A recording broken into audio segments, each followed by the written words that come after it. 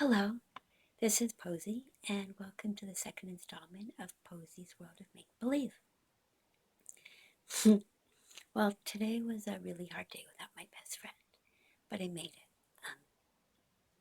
And to celebrate, I am going to read from J.K. Rowling's Harry Potter, The Goblet of Fire. My best friend and I had started a YouTube channel together, which is another reason why I'm doing this. I guess you'll learn a little bit more about me as time goes on. And the light's kind of iffy.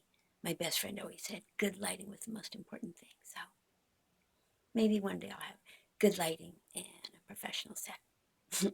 But until then, so I was reading to him out loud from this series. This was our favorite series, and I was reading it from the time I met him. And right before I lost him, I was reading from this book. I just started it.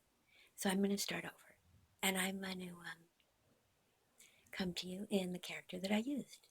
And her name is P.T. Whiley, and welcome. So, this is P.T. Whiley coming to you from Sutter Street Theatre.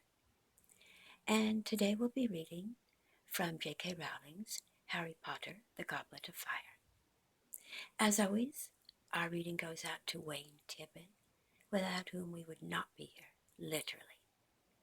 And our sponsor is Wardrobes for Witches, Warlocks, and Wizards, for the chic in all of us. And now, Chapter 1, The Riddle House.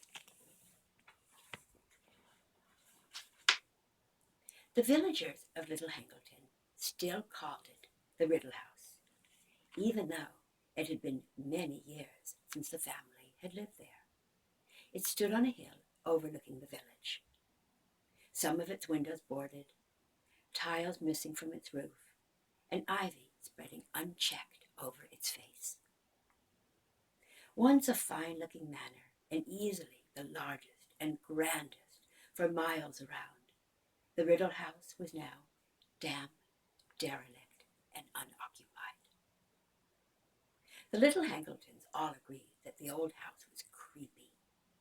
Half a century ago, something strange and horrible had happened. Something that the older inhabitants of the village still liked to discuss when gossip was scarce. The story had been picked over so many times and had been embroidered in so many places that nobody was quite sure what the truth was anymore. Every version of the tale, however, started in the same place.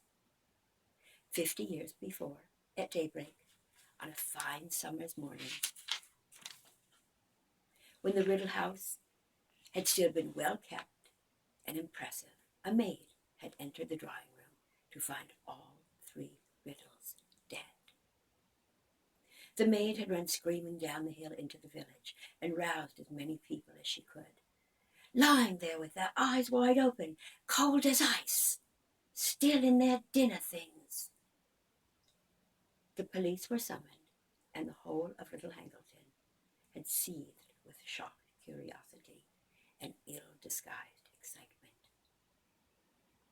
Nobody wasted their breath pretending to feel very sad about the riddles, for they had all been most unpopular. Elderly Mr. and Mrs. Riddle had been rich, snobbish, and rude.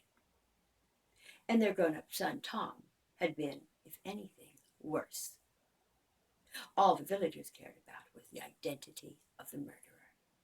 For plainly, 3 apparently healthy people did not all drop dead of natural causes on the same night.